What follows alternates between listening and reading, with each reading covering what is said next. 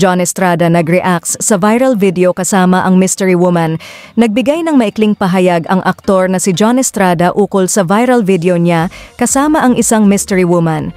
Kumalat ang nasabing video sa Facebook kahapon, Nobyembre 1, 2024. Kaagad itong pinagpasapasahan at samut-saring komento mula sa netizens, ang kaagad ay naglitawan.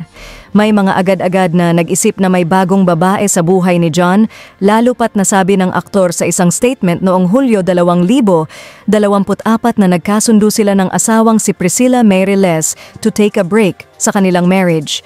Makikita sa video na masaya ang aktor at nakaakbay siya sa hindi pa rin nakikilalang babae. Sa pamamagitan ng direct messaging sa Instagram, pinadalhan ng mensahe ng Philippine Entertainment Portal Executive Editor Karen AP Kaliwara si John pagkalabas ng article. Ito ay para makuha ang reaksyon niya sa nag-viral ng video. Sumagot kaagad ang aktor. Ayon sa kanya, hindi niya kailangang magpaliwanag patungkol dito. Katulad ng normal na tao, may karapatan din siyang makipagkaibigan sa mga taong gusto niyang kaibiganin, mapalalaki man o babae.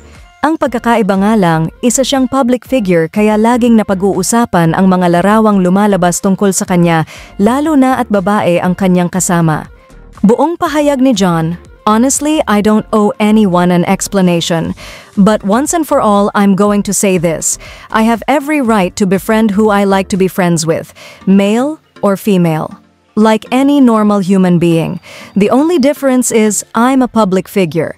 Tila nakaabang ngayon ang mga showbiz fans sa bawat galaw ni na John at Priscilla, kaya asahan na kapag may sighting or update tungkol sa estado ng relasyon nila, whether individually or as a couple, hindi mapipigilang magka-interes ang publiko.